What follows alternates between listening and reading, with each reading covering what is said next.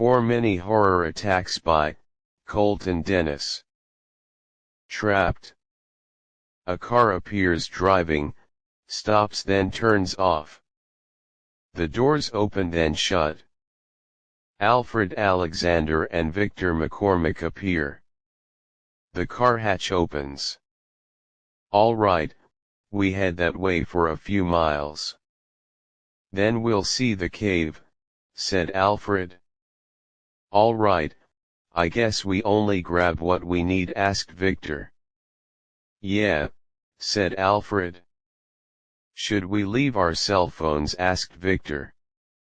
It won't do much good for us. There won't be any service inside the cave, said Alfred. The car hatch shuts. Both Alfred and Victor walking. Alfred stops. Why'd you stop, asked Victor. 'Cause we're here, said Alfred. Both Alfred and Victor staring at a cave. Nice cave, said Victor. All right, let's get climbing, said Alfred. Both Alfred and Victor walking inside the cave, stop then open their backpacks. Victor pulls out some rope. Where should I tie this, asked Victor. To that rock over there. Then when I get across, I'll pull it nice and tight, said Alfred, hooking himself up. Be careful, said Victor. Always am, said Alfred, climbing across the ceiling of the cave, then grabs a rock. The rock breaks. Alfred loses his grip. Alfred! Yelled Victor. I'm all right. I'm hooked up, remember. Alfred grabs another rock then continues climbing across the ceiling of the cave. All right, your turn, said Alfred. Victor climbs across the ceiling of the cave then gets to the other side. Alfred pats Victor's back. Man, look at this cave, said Victor. Yeah, and I believe we're the first ones here, said Alfred. Shall we continue on, asked Victor. Alfred smiles then nods his head. Both Alfred and Victor walking. I can't believe this place, man. Look how big and open it is. Victor puts down his backpack then opens it. What are you doing, asked Alfred. I want to take some pictures, said Victor, pulling out a camera. The camera continuously flashing.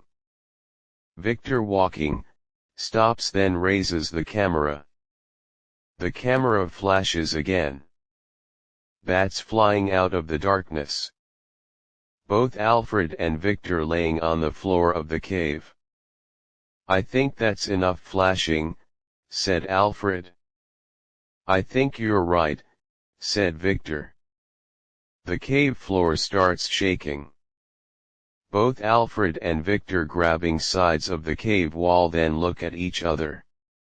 The cave floor stops shaking.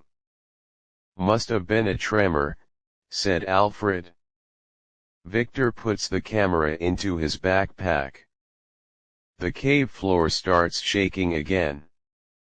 That feels more like an earthquake, said Victor. Maybe we should get out of here, said Alfred. Both Alfred and Victor walking then stop at a two-way. I hope you remember which way, asked Victor. Of course I do, said Alfred.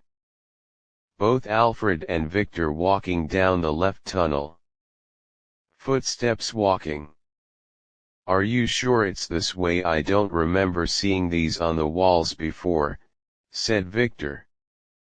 This is the way, trust me, said Alfred. I do, I just don't remember this way. The cave floor starts shaking again.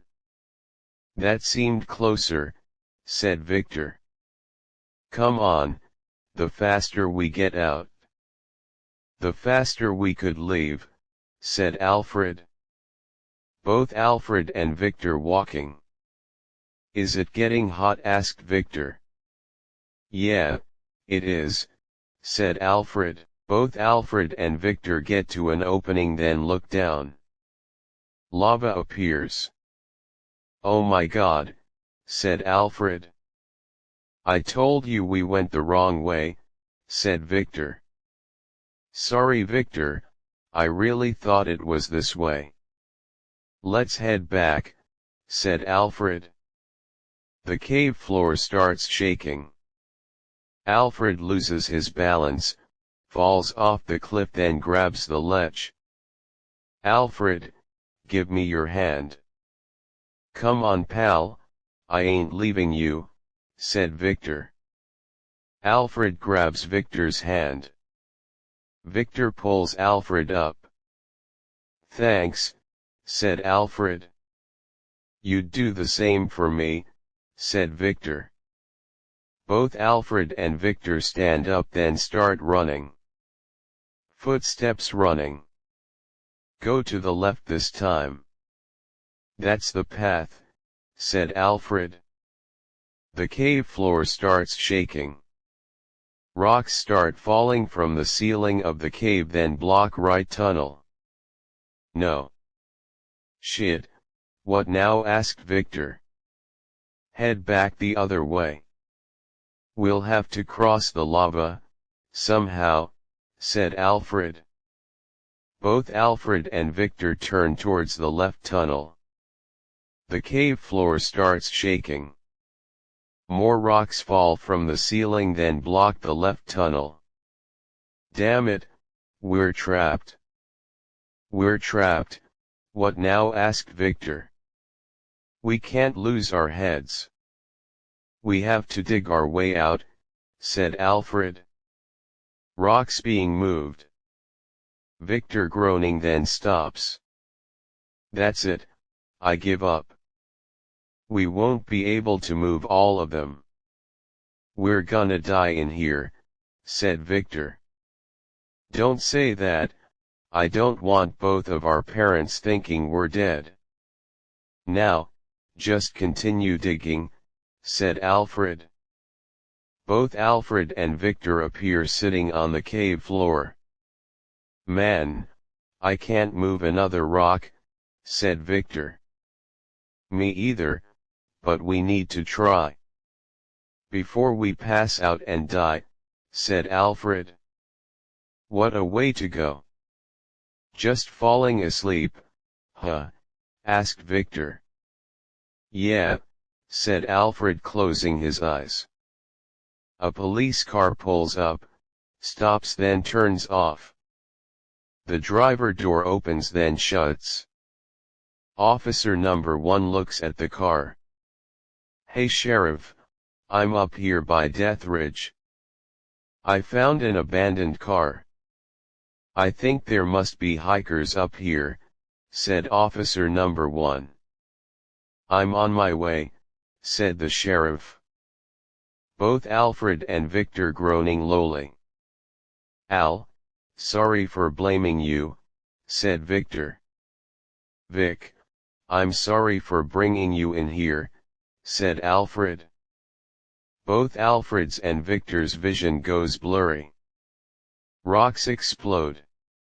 Smoke clears.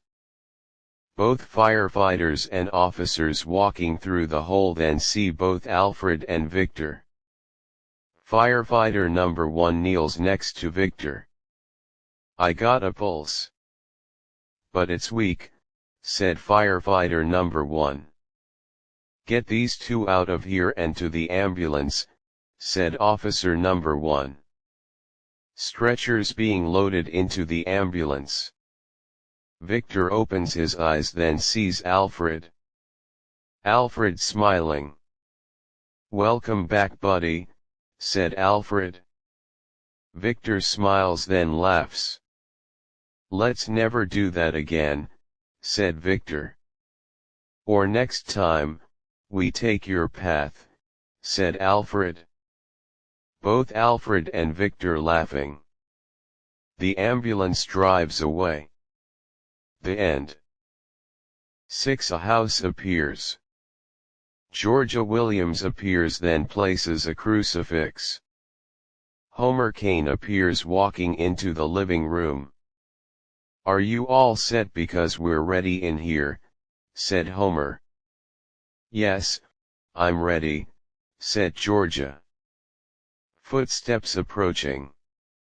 Kent Miller, Marcia Hamilton, and Michael Goodwin appear standing and holding equipment. "We're already here, sir," said Michael. "Good." Homer turns towards the couch. Sophia Burgess appears. "Are you sure you want to do this?" asked Homer. "I just want this thing out of me." "And I trust you," said Sophia. "All right, come here. Sit into this chair." "All right, I want you three to start recording once Georgia starts the prayer." "Sophia, you know you could change your mind about this," said Homer. "No. Like I said. I trust you," said Sophia. "All right." Homer straps Sophia into the chair, then turns off the lights. "Let's begin," said Homer. Georgia starts chanting a prayer. The cameras turn on. Sophia groaning. Kent puts on the headphones. A demonic voice talking in a different language. Sophia continues groaning, then goes limp. Georgia continues chanting the prayer.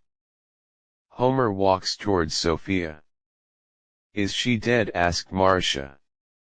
Homer feels a pulse. "She's alive." "Sophia, can you hear me?" "Sophia," said Homer. Sophia raises her head, then her eyes turn black. Homer stands up, then steps backwards.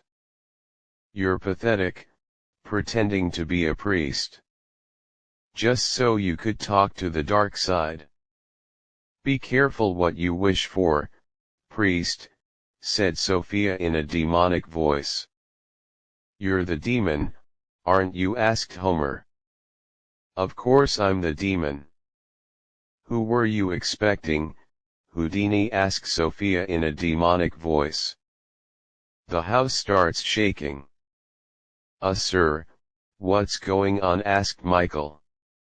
"I don't know," said Homer. "It's her, she's doing this," said Kent. Sophia looks at Kent. "My, you're so handsome, that you'd be raped in hell," said Sophia in a demonic voice, then starts laughing. "Sir, can we stop now?" asked Kent. "No, not until this demon is gone," said Homer. Sophia looks at Homer. "You want me gone? You can't remove me from this vessel." "I'm attached to her soul," said Sophia in a demonic voice. "Georgia, got any ideas?" asked Homer. "Just keep praying," said Georgia. "Pray all you want, bitch. Because nothing can stop my demonic power," said Sophia in a demonic voice. Georgia reaches into her pocket, then pulls out a small bottle full of holy water. "In the name of the Father and the Son, I demand you to remove yourself from this woman's body. I demand you leave and go back to where you once came," said Georgia, throwing the small bottle of the holy water. Holy water lands onto Sophia. Sophia screaming in a demonic voice. The house continues shaking. The windows start breaking. Glass lands onto the floor. Cabinets falling onto the floor. All five looking around. Georgia continues throwing the small bottle of the holy water. Sophia continues screaming, then goes limp. Homer kneels next to Sophia. "Sophia, are you all right, Sophia?" said Homer. Sophia raises her head, then her eyes turn back to normal. "I think you did it, Father. I don't feel its presence inside me anymore," said Sophia. "That's good. That's really good. Is everyone else all right?" asked Homer, looking up. All four staring at both Homer and Sophia with black eyes. "I told you, priest, you can't get rid of me that easily," said all four of them in demonic voices, then start walking towards both Homer and Sophia, screaming from inside the house. Police cars appear outside the house. All five standing on the porch next to each other. A stretcher being loaded into an ambulance. "What happened here?" asked officer number 1. Homer Kane was an insane person. Me and my friends were doing an exorcism on him. He thought poor Sophia was the vessel of a demon. In reality, it was him. So, last night during the ritual, he got possessed, then tried attacking us. We had to defend ourselves, officer," said Michael. "Demonic possession. I'm supposed to believe that?" asked officer number 1. "Believe what you want, officer. It's the truth. You have 5 witnesses against your word," said Marcia. "All right, I guess I got what I needed. Enjoy your day, you religious freaks," said officer number 1, walking away. All 5 of their eyes turn black, then they smile. The end. Serpent's Lair. Footsteps walking.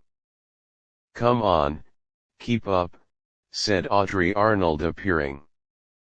"I'm coming, honey.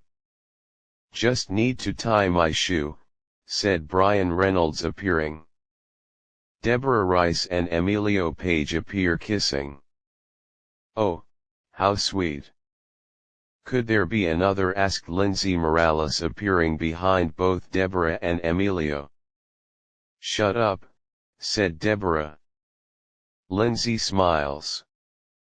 Megan Logan appears, then raises a camera. The camera flashes. "Hey, better keep up, or Audrey will kill you," said Brian. "I'm coming," said Megan, following behind. "So, where's this place we're going?" asked Lindsay. "It's called Serpent's Cave. It should be around here somewhere," said Audrey. "Why do they call it Serpent's Cave?" asked Lindsay.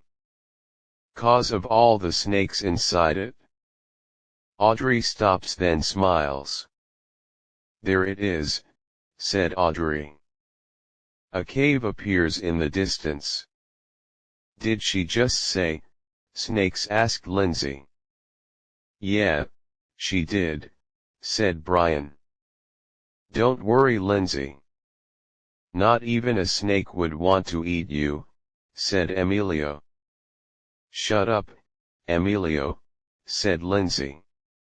"You know, you have a better chance of falling in the cave than you do of being bitten by a snake in a cave," said Megan.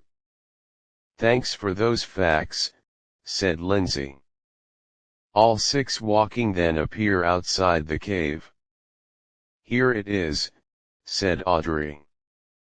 "Well, let's go check it out," said Emilio. "Just be careful, Emilio. We don't know what's up ahead," said Audrey. "I'll be fine," said Emilio, falling off of the ledge. "Emilio!" yelled Deborah. All 5 running towards the ledge, then see Emilio laying on a lower step. Emilio laughing. "Got you," said Emilio. Deborah hits Emilio. "You had me scared," said Deborah. Sorry babe, it won't happen again, said Emilio. You promise? Asked Deborah. I promise, said Emilio. Both Deborah and Emilio kissing each other. All right, pull out your flashlights and let's get going, said Audrey. Backpacks opening. Flashlights being pulled out then being turned on. All six walking into the cave. This place is wonderful, said Megan, stopping, then raises the camera. The camera flashes. This place must really be old, said Brian. Yeah, definitely, said Audrey. Hey babe, ain't this your mom? Asked Emilio. Deborah hits Emilio again. Emilio laughing. All six continue walking. I thought you said, this place has snakes? Asked Lindsay. It's supposed to. Maybe they're down further. If they are, maybe we could avoid them, said Audrey. How far does this cave go? Asked Brian. Audrey pulls out a map. I'm guessing a few hundred yards. But, I'm guessing, said Audrey. Brian looks at the map. Wow, it goes on forever, doesn't it? Asked Brian. Lindsay walking. Rattling sound. What is that sound? Asked Lindsay. Flashlight shining. A rattlesnake appears. It's a rattlesnake. Be careful not to get close to it, said Audrey. Trust me, I won't, said Lindsay, walking away from the rattlesnake. All six continue walking. Flashlights shining. Well, looks like it's a dead end, said Brian. That means we can go back, said Lindsay. Wait, that doesn't make sense. Why make the map so big, if the cave stops here? Asked Audrey. Who care, let's leave before we run into another snake, said Lindsay, turning around. A snake appears, then hisses. Lindsay screams, then falls onto the cave floor. Megan appears holding the snake. Sorry Lindsay, I didn't see you standing there, said Megan. Why are you holding that thing? Asked Lindsay. What, this little guy? He can't harm you. He doesn't have any venom in his fangs, said Megan. What kind of snake is that? Asked Audrey. A Barbados thread snake. Harmless little thing, said Megan. Emilio looking at the cave wall. Emilio, come check out the snake, said Deborah. Emilio turns around and steps onto a rock. The rock moves. The cave floor starts shaking. What the hell's going on? Asked Emilio. Earthquake, said Lindsay. No, that's not an earthquake, said Megan. Look. All six looked the cave wall. The cave wall moves. A secret passage. That's why we couldn't go any further, said Audrey. All six walking down tunnel. Wow, this tunnel is pretty big. And it goes in one direction, said Brian. That's what caves do, said Emilio. No, I mean caves usually have different grooves. This one's smooth and a straight shot. Almost like something made it themselves, said Brian. Yeah, you got a point, said Audrey. Maybe it was a machine, said Emilio. Machines might cut straight. But, usually if someone's operating it. There's usually a groove somewhere, said Brian. He's right, there's no such thing as a perfect line. And same goes with a hole, said Megan. So, what could have made this? Asked Deborah. Whatever did this, is probably long gone by now, said Brian. All six walking then get to an open space. Thrones appear. Oh my, those are thrones, said Audrey. Like a king and queen. Never knew there were kings and queens underneath the ground, said Brian. Yeah, they're dead and buried, said Emilio laughing. Hey, do I have to punish you? Asked Deborah. Oh, please do, said Emilio. Megan staring at the walls. Did you find something? Asked Brian. Yeah, these writings on the walls. They're fascinating. It looks like at one time these people ruled above ground. And they worshipped snakes. Any type of snake. But the one they worshipped the most was Pseudonaga textilis, said Megan. Which was? Asked Brian. The brown snake. Brown snakes usually grow up to 4.9 feet long. But someone once found a snake that was 7 feet long, said Megan. Are they dangerous? Asked Brian. Brown snakes are lethal. Especially their poison. If one lived this big like the drawing, we'd be dead, said Megan. Hey guys, look, I'm the king, said Emilio. Yeah, the king of disrespecting the dead.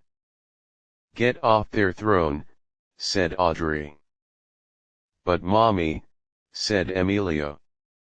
All four laughing. Emilio, said Brian. All right, all right. Emilio goes to stand up, stops then sees a lever. What's this? Asked Emilio pulling lever. Thudding in the distance. All six looking around. A cave wall moves. Flashlights shining. The cave wall stops moving. Nice work, Emilio. You found another passage, said Audrey. Hey, I'm the door finder, said Emilio standing up then starts walking towards the tunnel. Maybe we shouldn't go down there, said Megan. Maybe Megan's right, said Brian. Oh, what's gonna happen? Asked Emilio turning around. Hissing in the distance. All six looking down the tunnel. A giant brown snake appears. Oh my God, said Audrey. The giant brown snake hisses. What should we do? Asked Brian. I suggest running, said Megan. Run, said Brian. All six running. Deborah trips. Emilio helps Deborah stand up. I got you, baby, said Emilio. The giant brown snake hisses again. Both Deborah and Emilio look up at the giant brown snake then scream. The giant brown snake eats both Deborah and Emilio. Oh my God, said Audrey. All four running.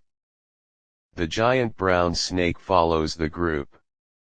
I hate snakes, said Lindsay. Hissing in the distance. Lindsay stops then points her flashlight. The giant brown snake's shadow appears on the cave wall.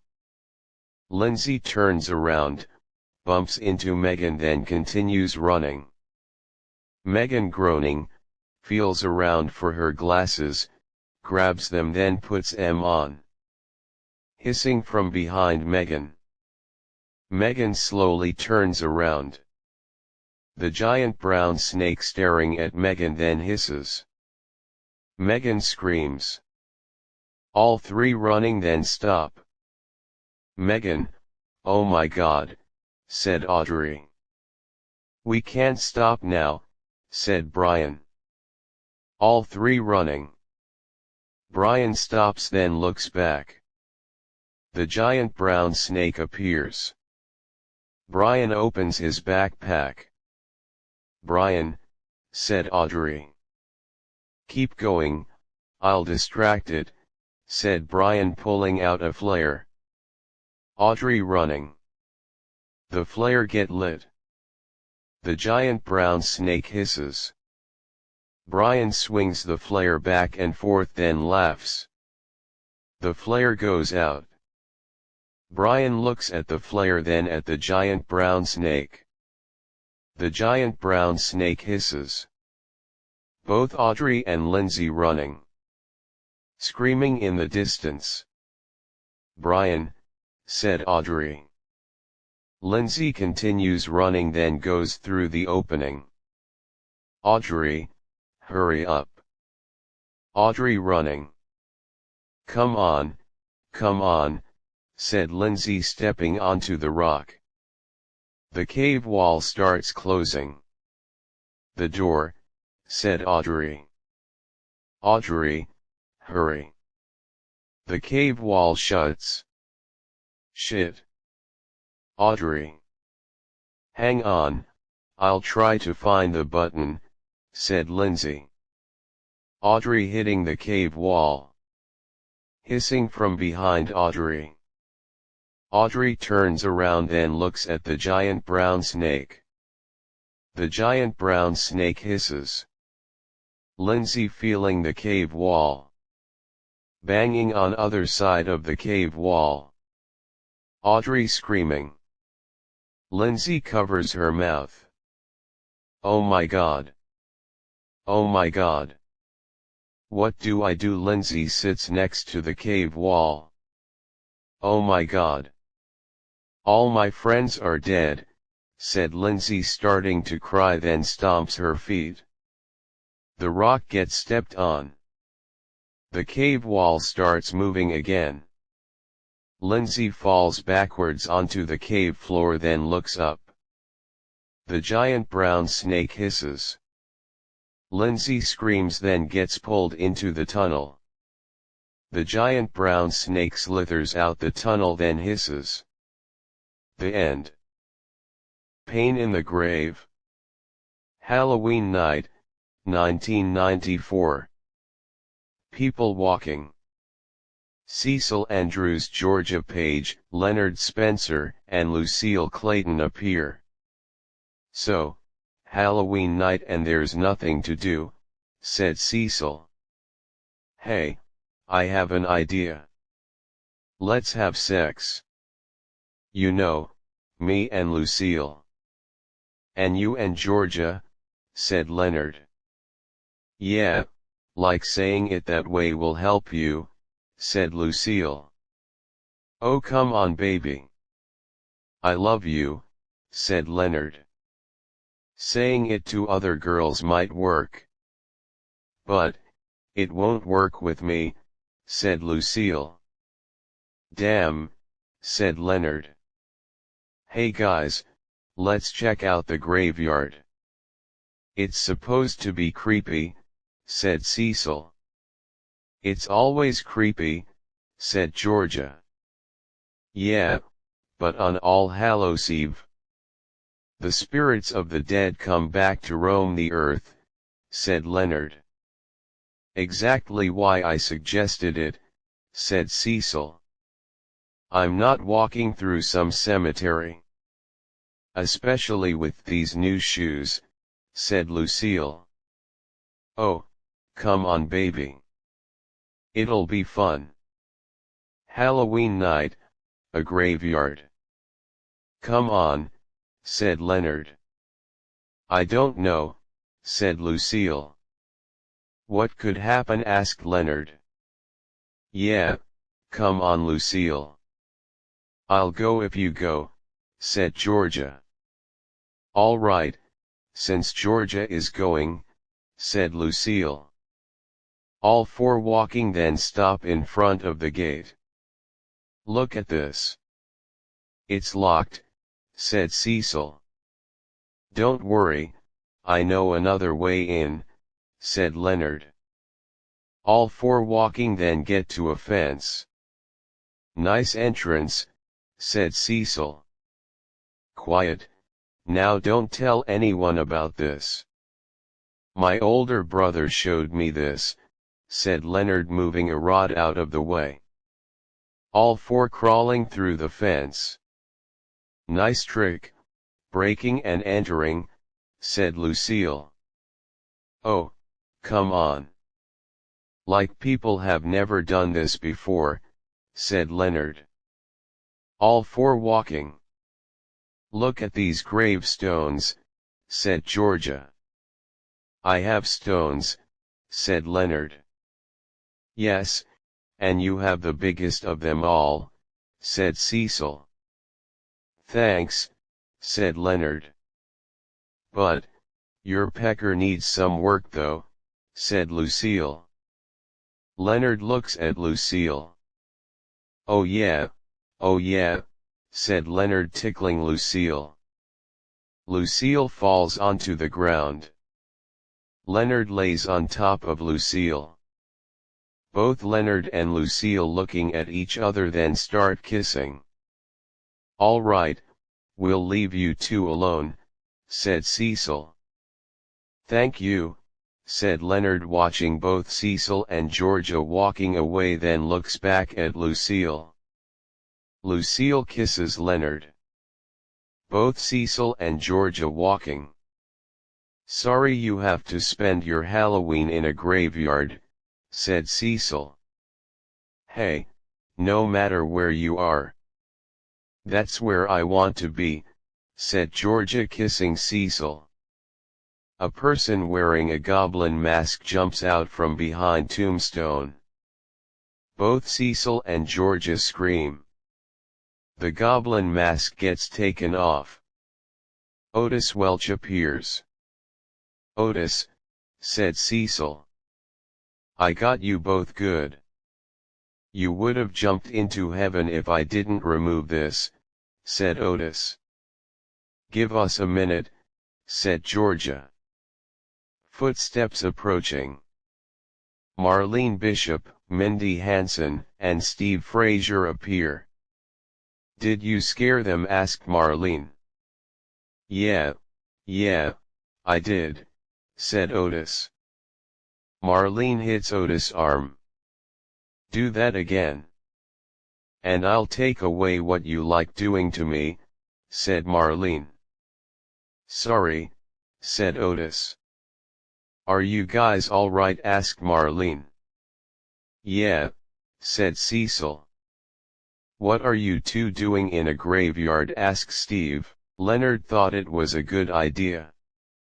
Since it's Halloween, said Cecil. Oh, the dead come back to Rome, said Otis.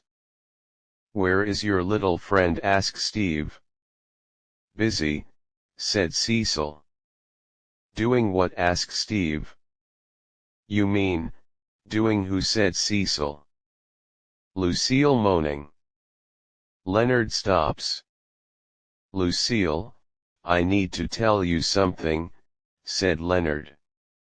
Don't stop, Leonard, said Lucille. Lucille, seriously. Lucille looks at Leonard. I love you, said Leonard. Yeah, I love you too. Now, keep going, said Lucille. Leonard goes down Lucille's body. Lucille moaning then gets louder. A hand rises from the ground then grabs Lucille's face. Lucille screams. Wow, you must really like this, said Leonard, looking up. A second hand rises from the ground then grabs Lucille.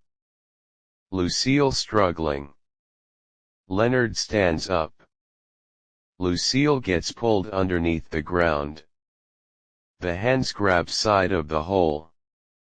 A zombie appears. Leonard's eyes widen, walks backwards, then bumps into a second zombie. Zombies moaning. Leonard screams. Screaming echoes. All six look.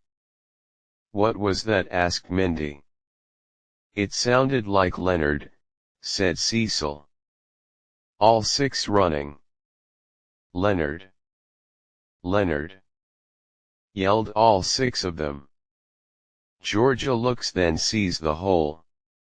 Cecil, come here, said Georgia. All five approaching, then see the hole. Do you think the ground caved in? Asked Mindy. Maybe, but what's underneath the graveyard? Asked Cecil. Probably a mine, said Otis. Steve walks towards the hole. Careful, Steve. We don't need you falling through either, said Mindy. Steve stomping onto the ground as he slowly walks forward. Solid ground here. Steve kneels next to the hole. You know what, it might lead into a mine. Because the hole is pretty deep, said Steve, looking at all five of them. A hand grabs Steve, then pulls him into the hole. Steve, said Mindy, running towards the hole. Mindy, don't be stupid, said Georgia. Mindy looking into the hole. The zombie jumps out of the hole, goes to grab Mindy, then misses her. Mindy screams, then runs. The zombie climbs out of the hole. Run, said Cecil. All four running. Wait, where's Mindy? Asked Marlene. Footsteps running. Mindy stops. Moaning in the distance. Mindy looks around and sees zombies. Oh my God. Mindy runs, then gets to the fence. No, no, no. This isn't real. This isn't real. This isn't, said Mindy. Screaming in the distance. Mindy, said Marlene. Come on, this way, said Otis. All four running. Cecil stops. Wait, the fence. Remember what Leonard showed us, said Cecil. Let's go, said Georgia. All four running along the fence. Two zombies tackle Otis, then bite his face. Otis screaming. Otis! Yelled Marlene. Come on, Marlene. He's dead, said Georgia. All three running. Zombies appear walking around the graveyard. All three stop. Marlene looks back. We need to think of something, said Cecil. Otis, Otis, said Marlene. Otis is dead. Now focus, said Georgia. A figure appears in the distance. Oh my God, guys, look, said Marlene. All three look. Zombie Otis appears. Oh my God, said Cecil. I know, it's my baby. Otis is alive. I told you, said Marlene. Marlene, he's dead. We need to leave, said Georgia. No, he's not dead. Let go of me, said Marlene, punching Georgia, then runs towards zombie Otis. Georgia, are you all right? Asked Cecil. Yeah. Marlene, yelled Georgia. Marlene running towards zombie Otis. Otis baby, you're alive. I love you baby. Please don't leave me, ever, said Marlene, hugging zombie Otis. Zombie Otis moaning then bites Marlene's shoulder. Marlene screams. Marlene! Yelled Georgia. Let's go, said Cecil. Both Cecil and Georgia running. Zombies continue moaning. They're everywhere, said Georgia. Damn, and they're blocking the fence, said Cecil. What do we do? Asked Georgia. Cecil sees the mausoleum. This way. Both Cecil and Georgia running towards the mausoleum. Zombies moaning. Both Cecil and Georgia get to the mausoleum door, then push it open. The mausoleum door slowly opens. Zombies approaching. Get in, said Cecil. Georgia runs inside the mausoleum. Cecil gets inside the mausoleum, then tries shutting the door. Zombies getting closer. The mausoleum door shuts onto zombies' arms. Cecil gets scratched, then shuts the mausoleum door. Oh my God! What do we do? Asked Georgia. Wait until morning. They should leave by then, said Cecil. I love you, Cecil, said Georgia. I love you too, Georgia, said Cecil. The sun rises.